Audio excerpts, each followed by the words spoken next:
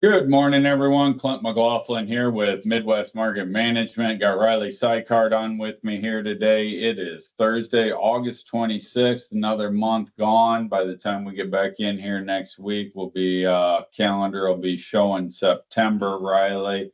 Uh, Weather moving forward here is becoming less interesting to traders, but for those, particularly in the Eastern Belt, I think the struggle is still real out here, to be quite honest with you. I mean, we don't have any super extreme heats, but the dryness has to be a factor. Especially at this stage on the corn and bean side as kernels are filling out.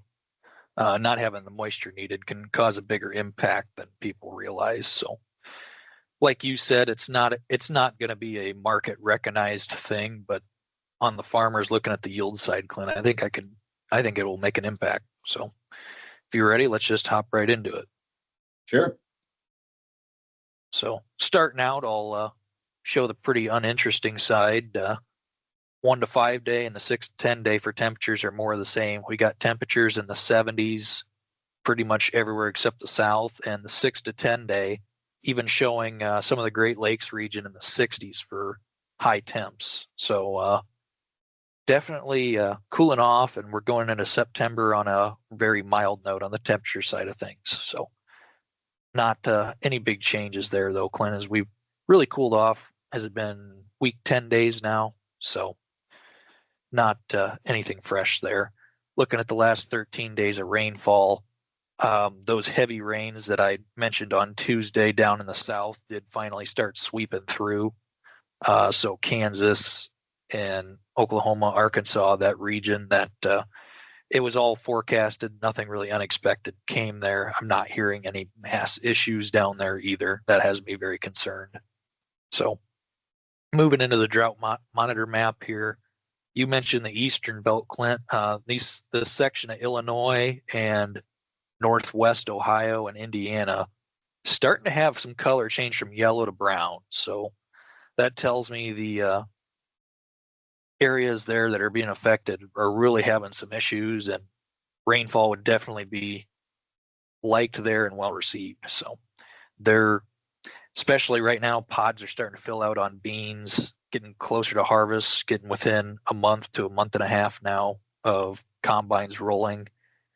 Pretty critical time, and seeing no rainfall right now is, well, it's not going to be a crop killer, Clint. It could be a limiter. So worth keeping an eye on there, see if, especially on that Eastern Belt, if that trend can continue. Moving in the 1 to 5 day, pretty dry to the east, like I just said. So not really anything to help those areas get any rain. Here to the west and the south, that storm is continuing to sweep through that Kansas, Oklahoma area.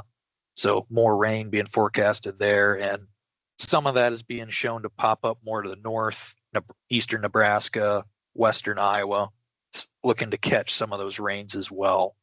So it doesn't look like there's going to be any mass rains to really hurt the crop, and this small of a rainfall for wet areas isn't going to make a big impact either, Clint. So yeah, and it's also, I mean, those regions you're certainly got still have, corn and soy and milo out there, but also these, are what I would assume would be considered beneficial rains on all fronts, and particularly for winter wheat, which, we're not planting yet, but it's not that far down the road here. So any kind of moisture we can get in the ground and any kind of pattern is always welcome down there. Yep, agreed. So moving in the 6 to 10 day, I will say this has really piqued my curiosity. There's some rain being shown to the east now in Ohio and Kentucky and Tennessee, looking to catch some of that too.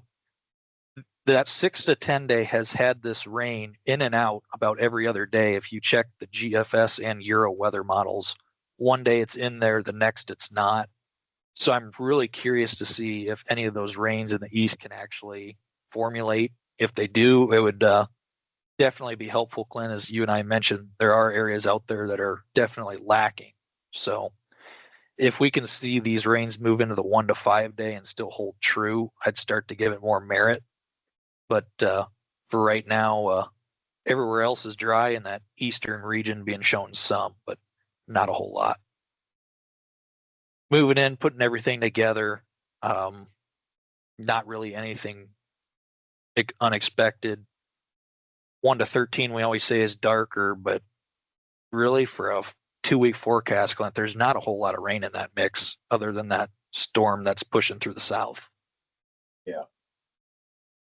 So with that said, weather right now is, I wouldn't call it bearish, but I wouldn't call it bullish by any means right now either. So in terms of a market perspective, this late in the game, it's just really, even if you get super, super dry, it just feels like traders kind of get to the mindset of like, it's going to be what it's going to be. We're not really, you're so close to waiting until the combines roll that, there's just, can we sit here and argue whether it's 188 or 192 or 182? Yes. The bean yield, even harder to argue because we know how, important it is to really just get the combines rolling to figure it out. But the fear of it being a 175 is so far gone that it's just really hard to build any momentum in any way right here and now. So it's a frustrating time for those producers that are still looking for those finishing rains, and the market just doesn't care, and people tell them it just doesn't matter, because it does matter, and it's going to matter on the yield side, but it's just hard to get any true enthusiasm in the markets this time of year. One thing that'll really make me curious, Clint, is this month USDA will have a report where they can start to adjust that national yield again. And, I'm not a proponent that we're going to have terrible yields. I think everybody and their mother knows we have a good crop out there, but could I see those corn and bean yields getting walked back a little bit from a 188 shy of a 189 on corn and 53.6 on beans? I could see that getting walked back a little bit. No, definitely worth noting. That's not next week, but the following week we'll be getting in there. So not too many trading sessions away, and feels like a lot of consolidation happening here. Yep. With all that said, that's all I got today, Clint. All right. Well, I appreciate you putting the maps together, Riley. And as always, you can find us at MidwestMarketManagement.com. Thanks a lot. Have a great weekend, and we'll be back on here Tuesday. I'll let you know how we're getting started on the week. This material has been prepared by a sales or trading employee or agent of Midwest Market Management and is or is in the nature of a solicitation. This material is not a research report prepared by of Midwest Market Management Research Department. By accepting this communication, you agree that you are an experienced user of the futures markets, capable of making independent trading decisions, and agree that you are not and will not rely solely on this communication in making trading decisions. Distribution in some jurisdictions may be prohibited or restricted by law. Persons in possession of this communication indirectly should inform themselves about and observe any such prohibition or restrictions. To the extent that you have received this communication indirectly and solicitations are prohibited in your jurisdiction without registration, the market commentary in this communication should not be considered a solicitation. The risk of loss in trading futures and or options is substantial, and each investor and or trader must consider whether this is a suitable investment. Past performance, whether actual or indicated by simulated historical tests of strategies, is not indicative of future results. Trading advice is based on information taken from trades and statistical services and other sources that of Midwest Market Management believes are reliable. We do not guarantee that such information is accurate or complete, and it should not be relied upon as such. Trading advice reflects our good faith judgment at a specific time and is subject to change without notice. There is no guarantee that the advice we give will result in profitable trades.